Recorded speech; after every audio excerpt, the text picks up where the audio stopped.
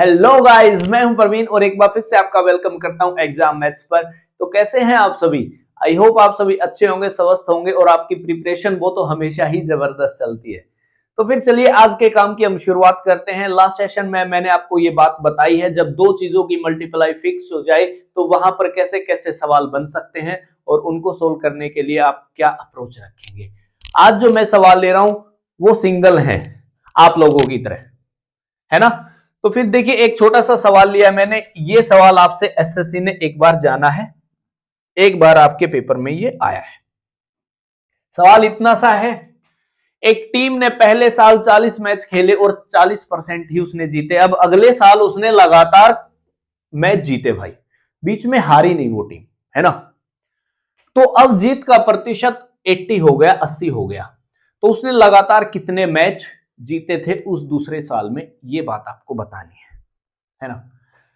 तो फिर चलिए बता देते हैं जी, कौन सी मुश्किल बात है। सबसे पहले मैं आपको एक बात बताता हूं, जैसे जीत का प्रतिशत हम निकालते कैसे हैं। जीत प्रतिशत का मतलब क्या है? जीत प्रतिशत का मतलब इतना सा है, जीते गए मैच, जीते गए मैच और उसके बाय में खेले गए मैच, खेले गए मैच और जी मल्टीप्लाई में क्या 100। अरे यही तो होता है जीत का परसेंटेज, कि जितने मैच जीते हैं वो, बाय में जितने मैच खेले हैं वो, और मल्टीप्लाई में 100। अरे यही तो होगा। आप एक बात बताइए, जीते गए, मैं ऐसा मान लेता हूं कि दूसरे साल उन्होंने पी मैच खेले, पी, तो फिर जीते भी पी होंगे। तो फिर टोटल जीते गए मैच कितने हुए? पी जमा में 16, पी जमा 16।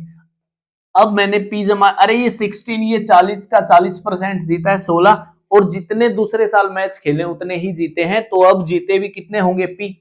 तो फिर टोटल मैच क्या हो जाएंगे? तो टोटल मैच हो जाएंगे पी जमा में 40, और ये तो 80% है। 80% क्या होता है जी? 4/5, 4/5। अब उत्तर कोरिया का बच्चा भी यहां से पी की वैल्यू निकाल देगा बड़ा जल्दी। जैसे 4 और 5 के बीच में 1 का अंतर है, पी यहां पर है, पी यहां पर है, तो फिर सीधा हम बोल सकते हैं पी इज इक्वल टू 16×5 = 80 होता है, 40 चौके 160 होता है, बीच का अंतर कितना? 80। तो फिर पी की वैल्यू भी क्या आ गई? 80। इसका मतलब ये हुआ कि दूसरे साल खेले गए मैचों की संख्या कितने? 80 है, 80 है। आप चाहो तो पी की जगह एक्स वाई जेड मान सकते हो, मैं अपने नाम का पहला अक्षर मानता हूं। यदि आपका नाम एक्स से शुरू होता है तो आप एक्स भी मान सकते हो, ठीक है। तो इसका मतलब यह हुआ कि दूसरे साल उन्होंने लगातार 80 मैच खेले हैं और 80 के 80 मैच ही जीते हैं।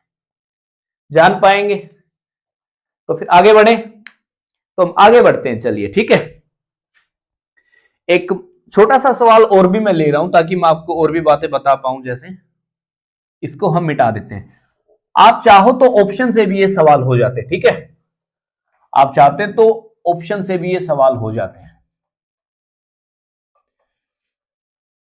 एक छोटा सा सवाल ले रहे हैं हम, वो भी आपसे एक बार एग्जाम में जी पूछा है एसएससी ने। सवाल इतना सा है, एक व्यक्ति अपने वेतन का, एक व्यक्ति वेतन का 10% ब्याज के रूप में, शेष का 20% शिक्षा पर, शिक्षा पर तथा शेष का 25% भोजन पर व्यय करता है, व्यय करता है। अब उसके पास 2700 रुपए बचते हैं, 2700 रुपए बचते हैं, बचते हैं। तो उसका वेतन बताना है कितना है। उसका वेतन बताओ कितना होगा। उसका वेतन बताओ कितना होगा। आपके ऑप्शन है 4,000, फिर 5,000, 6,000 और 7,000। ये 4 ऑप्शन है। ये भी सवाल आपसे एक बार एसएससी ने पूछा है। ठीक है, तो जैसे जब जब इसके जैसे सवाल आते हैं ना कि यार शेष का शेष का शेष का, तो मैं आपको बताता हूं, यदि आपका सवाल x मानने से जल्दी हो जाता है ना तो x मान लो भैया। यदि सवाल x मानने से जल्दी होता है ना तो x मान लेना चाहिए। मैं x नहीं मानता हूं, मैं हमेशा अपने नाम का पहला अक्षर मानता हूं जी p। अब उसने कहा है कि 10% मतलब ये है यदि वह 10 रुपए कमाता है तो 1 रुपया ब्याज के रूप में दे रहा है, तो अब उसके पास बचे कितने होंगे? 9 बचे होंगे जी 10 में से। अब ये वो है जो ब्याज देने के बाद उसके पास बचा होगा, ये वो शेष है, ये वो शेष है। शेष का 20%, 20% क्या होता है जी? 1/5, 5 में से 1। इसका मतलब ये हुआ कि अब 4/5 बचा होगा। फिर शेष का 25%, 25% क्या होता है? 1/4, 4 में से 1। इसका मतलब अब उसके पास 3/4 बचा होगा। और ये तो उसने बोला है जी, ये तो 2700 है, ये तो उसने कहा है 2700 है। जरा देखते हैं जी, 9 ये 27 होता है, ये 100 पर जाएगा, ये 4 ये 25 पे जाएगा। इसका मतलब पी की वैल्यू सीधी क्या आएगी? 5,000 रुपए। और हमने जो पी माना है ना वो तो उसका वेतन था। इसका मतलब ये हुआ कि उसका वेतन कितना हो गया है? 5,000 है। उस 5,000 का 10% वो ब्याज के रूप में देता है, शेष बचता उसका 20% वो शिक्षा पर लगा देता है, और जो शेष बचता है उसका 25% का वो भोजन करता है, और उसके बाद वो 2700 रुपए बचा भी लेते हैं। ठीक है, तो देखिए मात्र 5,000 रुपए में वो इतने काम कर लेता है, शिक्षा भी, भोजन भी, जो उसने लोन ले रखा उसका ब्याज भी दे देता है ना। तो इतना सा सवाल आएगा तो अभी तो फिर आप जानते ही हैं, है ना।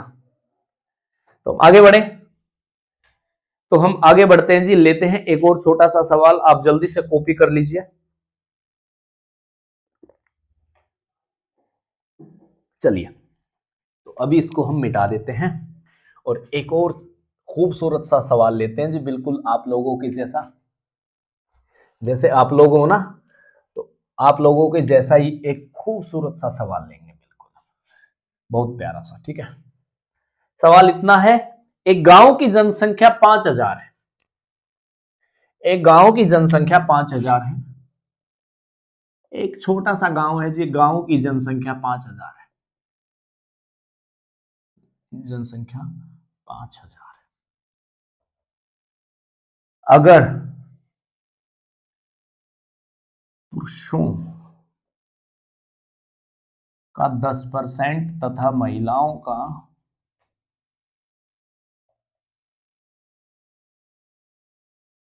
15% बढ़ा दिया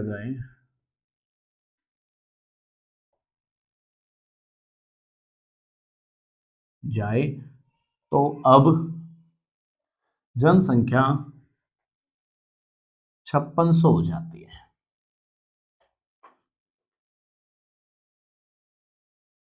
तो शुरुआत में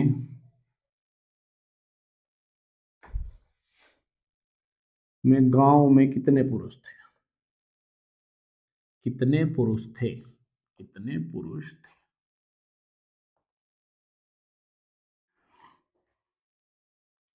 सवाल इतना सा है, एक गांव की जनसंख्या 5,000 है, यदि मैं पुरुषों को 10% बढ़ा दूं और महिलाओं को 15% बढ़ा दूं तो अब जनसंख्या 5600 हो जाती है। तो आपसे पूछा गया है शुरुआत में कितने पुरुष थे उस गांव में।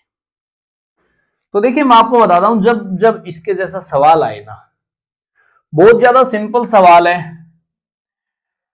मैंने ऐसा माना है, शुरुआत में 100 मेल और 100 ही क्या, फीमेल, तो ये क्या है, यही 5000 है कि नहीं है। 100 गुना में मेल जमा में 100 गुना में फीमेल, और यही क्या है जी 5000। अब उन्होंने कहा है यदि मेल को 10% बढ़ा दूं, इसका मतलब ये हुआ मेल का 10% और फीमेल का 15% यदि हो जाता है ना तो 5600 हो जाती है। इसका मतलब ये 600 हो जाएगा, ये 600 हो जाएगा। बात है कि नहीं सही? ठीक है, ये इक्वेशन नंबर 1 है, ये इक्वेशन नंबर 2 है। आप एक बात देखिए, यदि मैं एक जीरो यहां पर बढ़ा दूं, एक यहां पर बढ़ा दूं और एक यहां पर बढ़ा दूं और ऐसा बोल दूं कि इक्वेशन नंबर 2 में से एक को घटा दो जी, इक्वेशन नंबर 2 में से एक को घटा दो, तो यहां से तो ये चीजें कैंसिल हो जाएंगी। तो 150 नहीं, यहां पर यार ये फीमेल है, सॉरी, 150 फीमेल में से 100 फीमेल निकल गई तो कितनी बची 50 फीमेल, और यहां पर कितनी बनी 1000। यदि 50 का डबल करता हूं 100 फीमेल तो ये कितनी हो गई 2000। आप एक बात बताइए, यदि शुरुआत में 2000 महिलाएं थी और जी टोटल जनसंख्या 5000 थी, तो फिर क्या मैं ऐसा बोल दूं शुरुआत में 3000 क्या थे, फिर मेल थे जी, पुरुष थे। शुरुआत में 3000 क्या थे, मेल थे, पुरुष थे, है कि नहीं? और यही आपको जी बताना था, यही उत्तर है। देखिए, इसके जैसे सवालों को ना करने का इससे बेटर तरीका आप लोगों के पास नहीं हो सकता है। ठीक है, जान पाएंगे तो फिर आगे बढ़े। आप जल्दी से कॉपी कर लीजिए। अरे वीडियो को दोबारा देख लेना यार, ठीक है। तो फिर चलिए हम आगे बढ़ते हैं, लेते हैं एक इस टाइप का सवाल भी आपको आना चाहिए, जैसा जो मैं अभी आपको जी बता रहा हूं, ठीक है। इस टाइप के सवाल भी आपको आने चाहिए भाई। ये तो ना हर बच्चे को आता मिलेगा। एक छोटा सा सवाल इतना सा है, ए की इनकम बी की इनकम से 40% कम है। ए की इनकम बी से 40% कम है, तो बताओ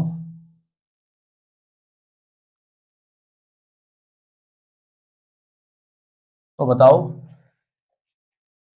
बी की इनकम ए से कितने प्रतिशत ज्यादा है? ज्यादा है। मैं 100% श्योर हूं ये सवाल हर व्यक्ति को आता होगा, हर व्यक्ति को, सबको। तो देखिए सवाल बड़ा सिंपल सा है, ए की इनकम बी से 40% कम है।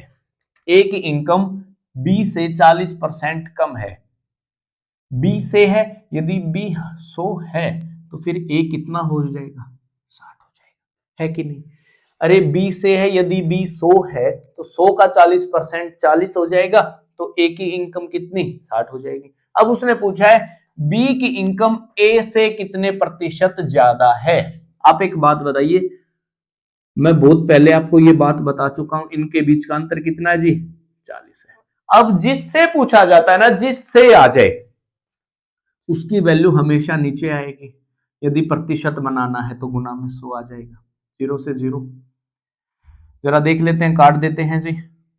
2 दूनी 4, 2 तिया 6, कितना 200/3, तो कितना 66 सही 2/3%। हर व्यक्ति को ये बात पता है। 100/3 कितना होता है 33 सही 1/3, तो फिर 200 100 का जी डबल है, तो फिर 33 सही 1/3 का डबल कितना 66 सही 2/3%। यही उत्तर है। इतनी सी बात आपको जाननी है, जान पा रहे हैं ना, है ना? अरे ये तो बड़ा सिंपल सा है, ये तो पेपर में बहुत बार पूछा जाता है आपसे। जिससे होती है ना उसकी वैल्यू हमेशा नीचे आती है, ये बात आपको याद रखनी है बस। तो फिर आगे बढ़े। तो हम आगे बढ़ रहे हैं और एक आज की क्लास का अपना आखिरी सवाल ले रहे हैं। लो जी, इसको भी हम हटा देते हैं और लिखते हैं एक ऐसा सवाल। ये दो सवाल ऐसे हैं, ये हर व्यक्ति को आते मिलेंगे भाई साहब, हर व्यक्ति को।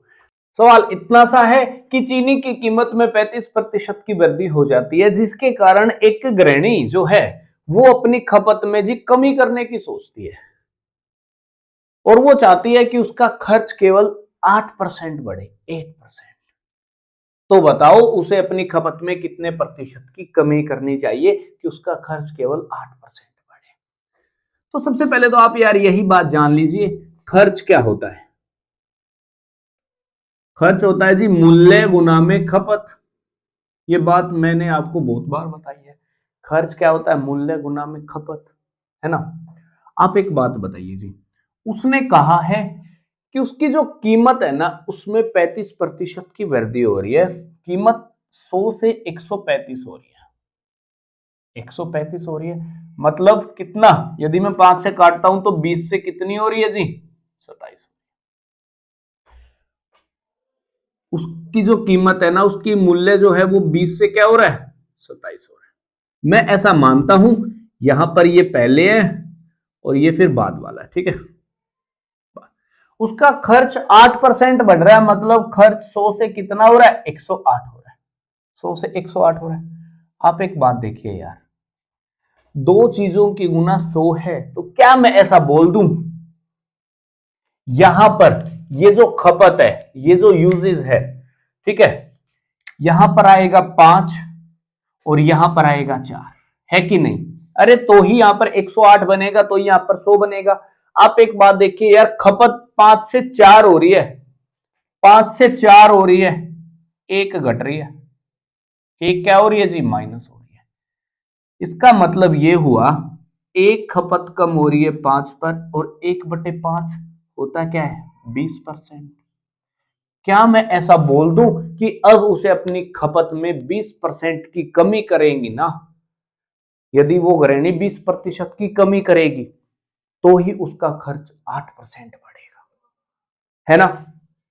अब देखिए मैंने कितने प्यार से आपको ये बात बताई है कि खर्च क्या होता है, मूल्य गुना खपत होती है। खर्च 8% बढ़ रहा है, 100 से 108 हो रहा है।